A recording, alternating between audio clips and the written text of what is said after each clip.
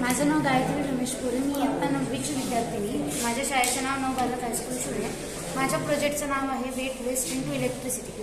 दरवर्षी खूप मोठ्या प्रमाणात आपल्या संपूर्ण जगामध्ये खूप मोठ्या प्रमाणात ओला कचरा निर्माण होतो. त्यामध्ये सडलेल्या भाज्या, फळं आणि फुलं यांचा समावेश देखील असतो. ह्या सडलेल्या फळांना आपण फेकून देतो, त्यांना गार्बेज समजतो. पण ते गार्बेज नसून आपण त्याच्यापासून इलेक्ट्रिसिटी तयार करू शकतो. ही कॉन्सेप्ट मी या प्रोजेक्टमध्ये मांडली आहे. म्हणजे जे काही आपले स्पॉइल्ड फ्रूट्स आणि व्हेजिटेबल्स असतात ते मी इथे टाकणार, त्यांना क्रश करणार आणि त्याचं लिक्विड फॉर्म मी इथे कलेक्ट करणार. 2 दिवस मी त्याला फर्मेंट होऊन देणार आणि देन फर्मेंट झाल्यानंतर तो जो काही लिक्विड फॉर्म आहे तो मी या चेंबर्समध्ये कलेक्ट करणार. कॉपर, झिंक आणि लिक्विड अशी रिॲक्शन होते आणि त्या रिॲक्शनमुळे इथे इलेक्ट्रिसिटी तयार होते.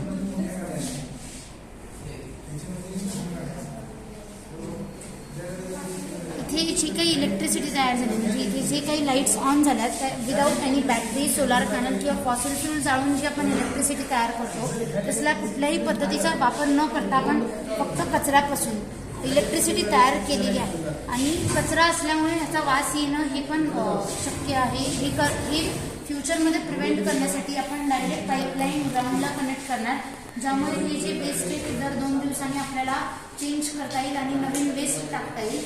त्याचबरोबर मी जेव्हा इथे फळांचा फुलांचा कचरा टाकेल तेव्हा हे मी रोटेट करणार आणि त्या रोटेशनपासून, म्हणजे रोटेशन हा एक मेकॅनिकल एनर्जीचा फॉर्म आहे ज्याला आपण इलेक्ट्रिकल एनर्जीमध्ये कन्वर्ट करू शकतो. त्याच्यापासून पण आपण वीज निर्माण करू शकतो. जे